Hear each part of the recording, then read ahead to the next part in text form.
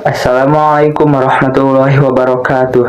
Perkenalkan, nama saya Redifa Karim, mahasiswa dari Program Studi Pendidikan Teknologi Informasi Institut Pendidikan Indonesia. Pada kesempatan kali ini, saya akan memaparkan materi dengan judul Introduction to English sebagai bagian dari pembelajaran e-learning.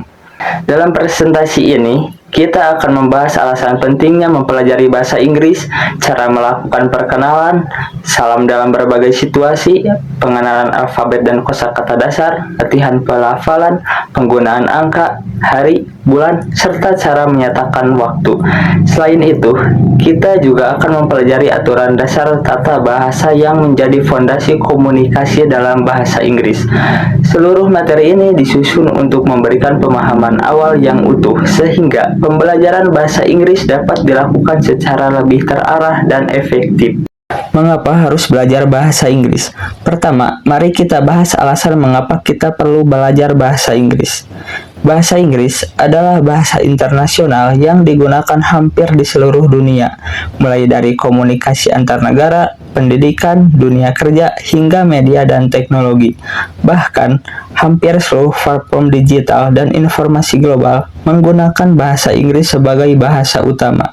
Kita merasa bahwa belajar bahasa Inggris itu sulit dan tidak begitu kita perlukan. Kita mungkin berpikir, saya tidak bekerja dengan bahasa Inggris, atau saya jarang bertemu dengan orang luar negeri. Tapi kenyataannya, penguasaan bahasa Inggris membuka banyak manfaat, baik secara langsung maupun tidak langsung. Mulai dari mempermudah kita memahami informasi global, meningkatkan peluang kerja, sampai meningkatkan kemampuan komunikasi lintas budaya. Jadi, belajar bahasa Inggris bukan hanya kewajiban akademik, tetapi sudah menjadi kebutuhan yang penting di zaman sekarang. Nice to meet you and introduction. Kita masuk ke materi mengenai perkenalan. Dalam bahasa Inggris, ada beberapa ungkapan umum yang digunakan saat bertemu dengan orang baru. Misalnya, how do you do, hello, and hi.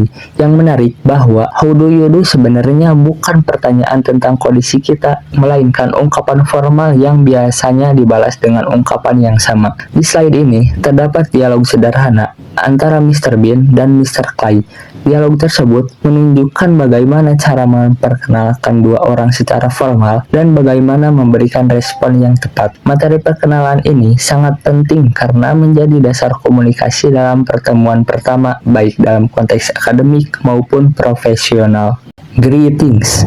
Berikutnya, kita masuk ke materi tentang ungkapan salam atau greetings. Dalam bahasa Inggris, jenis salam terbagi menjadi dua, formal dan informal. Untuk situasi formal seperti pertemuan resmi atau saat berbicara dengan orang asing, kita menggunakan ungkapan seperti good morning, good afternoon, dan good evening. Sementara untuk situasi yang santai, seperti bersama teman atau orang yang sudah akrab, kita menggunakan hello, what's up, atau how it's going. Selain salam ketika bertemu, ada juga salam untuk berpisah, seperti goodbye, see you later, atau take care.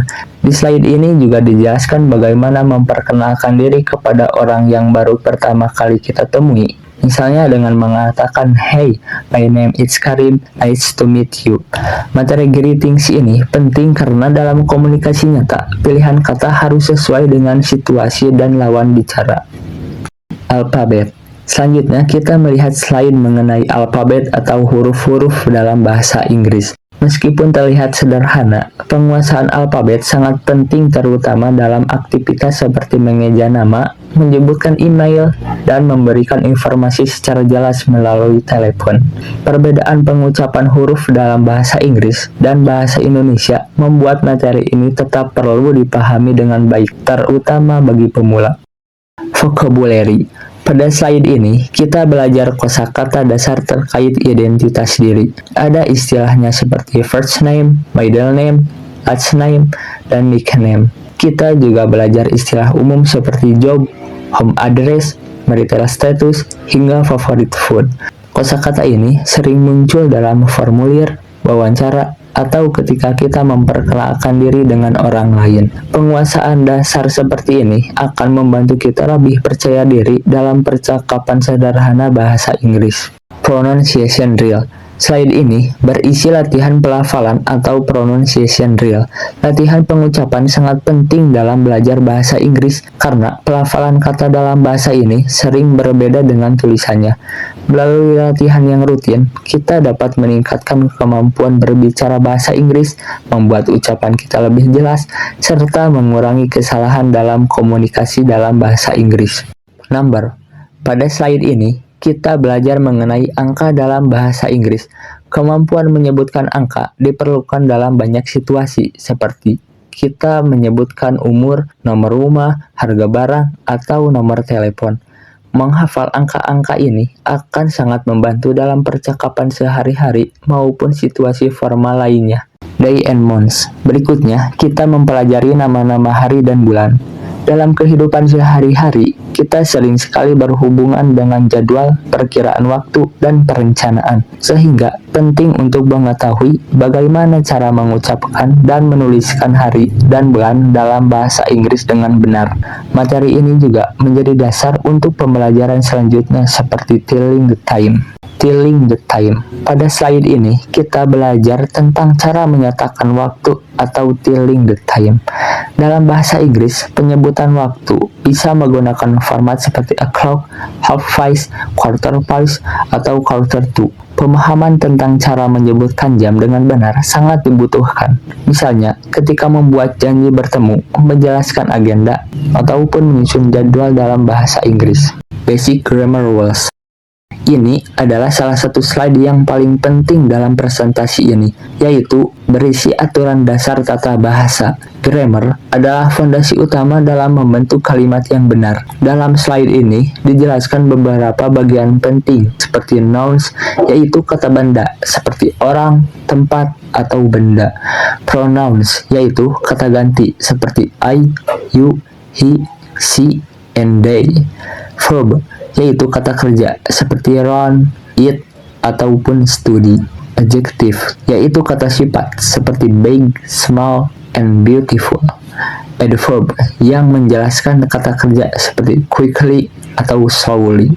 Penggunaan artikel a, on, dan the. Bentuk-bentuk kalimat seperti afirmatif, negatif, dan pertanyaan. Selain itu, slide ini juga menjelaskan aturan kapitalisasi, tanda baca, serta penggunaan apostrophe untuk menunjukkan kepemilikan. Terdapat juga beberapa tips belajar bahasa Inggris secara efektif, seperti rutin mendengarkan konten bahasa Inggris, menggunakan aplikasi pembelajaran, dan berani berbicara meskipun masih banyak kesalahan.